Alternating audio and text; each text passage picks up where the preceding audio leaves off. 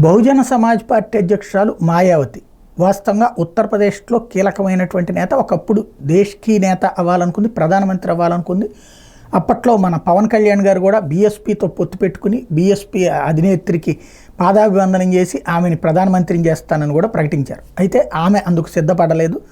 ఆ తర్వాత రాజకీయం ఏమైంది అన్నటువంటి చూసాం. ఇప్పుడు మాయావతికి సంబంధించి ఎందుకు మాట్లాడుకోవాల్సి వస్తుందంటే, ముస్లిం సామాజిక వర్గానికి సంబంధించినటువంటి వాళ్ళకి భారీగా సీట్లు ఇచ్చింది ఆవిడ. ప్రత్యేకించి దాదాపుగా కీలకమైనటువంటి ఉత్తరప్రదేశ్లో 80 స్థానాలకు గాను బీజేపీ ఈసారి సొంతగానే 70 సీట్ల మీద సీరియస్గా దృష్టి పెట్టింది. పొత్తులో భాగంగా కట్టినటువంటి కాంగ్రెస్ పార్టీ 13, ఎస్పీ 67 స్థానాల్లో పోటీ చేస్తుంటే ఉత్తరప్రదేశ్లో 21% ఉన్న యాదవ్ ఓట్లకు 19% ముస్లిం ఓట్లు కలిస్తే భారీగా ఓట్లు రాలుతాయని ఆశపడుతున్నటువంటి వేళ ఏకంగా 18 జిల్లాల పరిధిలోని పలు లోక్సభ స్థానాలు ముస్లిం నిర్ణాయక శక్తిగా ఉన్నటువంటి వేళ వీటిలో పలు జిల్లాల్లో ముస్లిం జనాభా ఏకంగా 30% పైగా ఉంది. వీళ్ళంతా కాంగ్రెస్, ఎస్పీ, బీఎస్పీలకు సంప్రదాయ ఓట్ బ్యాంక్. దాంతో ముస్లిం ఓట్లను సంఘటితంగా తమ వైపు సమీకరించుకునేందుకు కాంగ్రెస్, ఎస్పీ వాళ్ళకి 11 సీట్లు కేటాయిస్తే మాయావతి అంతకంటే ఎక్కువ సీట్లు ఇవ్వడం అన్నటువంటిది కీలకమైనటువంటి పరిణామం.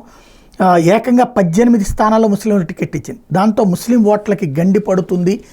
ఆవిడ బీజేపీ కోవట్టు మాతో కలవదు అన్నటువంటిది వీళ్ళు చెప్పేటటువంటి మాట.